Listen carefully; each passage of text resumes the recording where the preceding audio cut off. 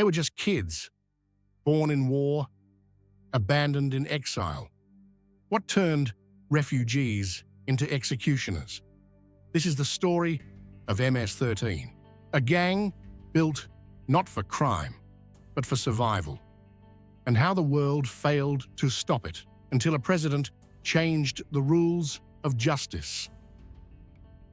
Origins: a gang born from war. MS-13, Mara Salvatrucha, wasn't born in the shadows, it was forged in a forgotten war. 1980 to 1992. The Salvadoran Civil War killed over 75,000 people and displaced hundreds of thousands, many of whom fled to Los Angeles.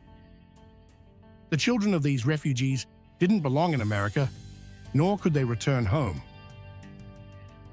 To survive, they formed MS-13, not for crime, but for protection from Black and Mexican gangs in the streets of LA. What began as a defense mechanism soon evolved into one of the world's most ruthless criminal organizations. A timeline of terror. 2,996, U.S. Criminal Deportation Act. Thousands of MS-13 members were deported to El Salvador, spreading gang culture across Central America, like planting the seeds of violence back into their homeland. 2004, the Brenda Paz, Murder Brenda, a former MS-13 member turned FBI informant, was slashed and dumped near a river while pregnant. A warning to the world: MS-13 does not forgive. Silence is survival. 2012 to 2014, La Clica de la Muerte in El Salvador. Over 150 people were decapitated or executed in just 3 months to send a message. MS-13 began morphing from a street gang into a quasi-military cartel. 2017, Long Island murders. 4 teens were hacked to death with machetes in a park by MS-13 for suspected betrayal. The case shook America. Trump labeled them animals and pushed for zero tolerance. The faces of fear.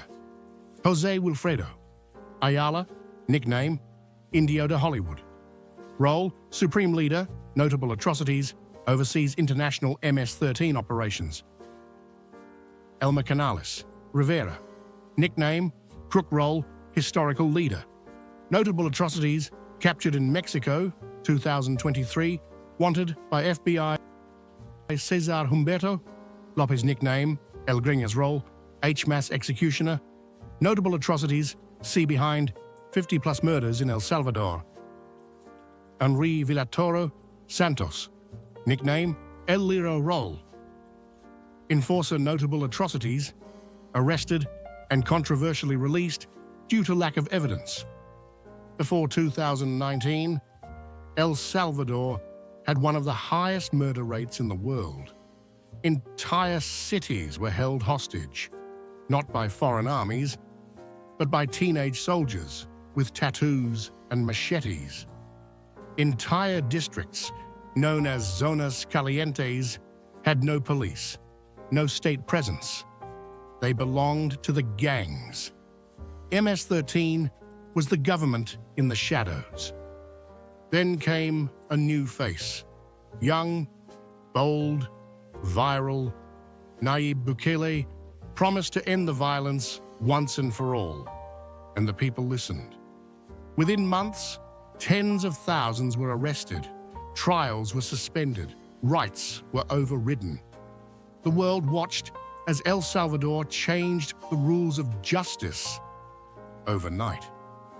For the first time in decades, peace returned. But at what cost? Was it justice or just control dressed as order? This is where the world divides.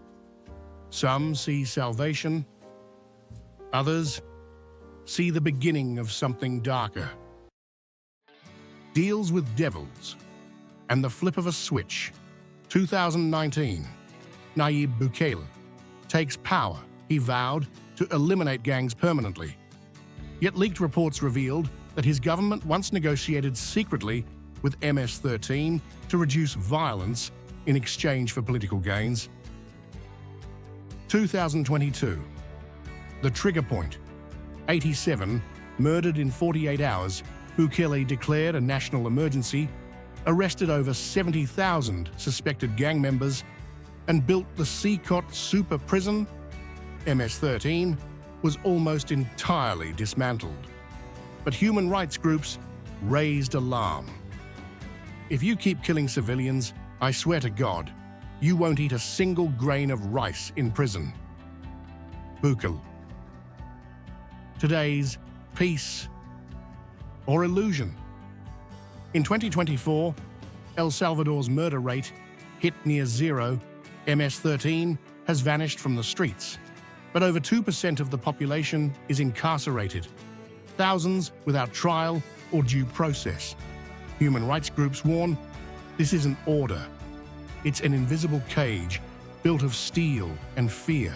If this story made you think, if it challenged what you thought you knew about gangs, power, and justice, then help us keep telling the stories that matter.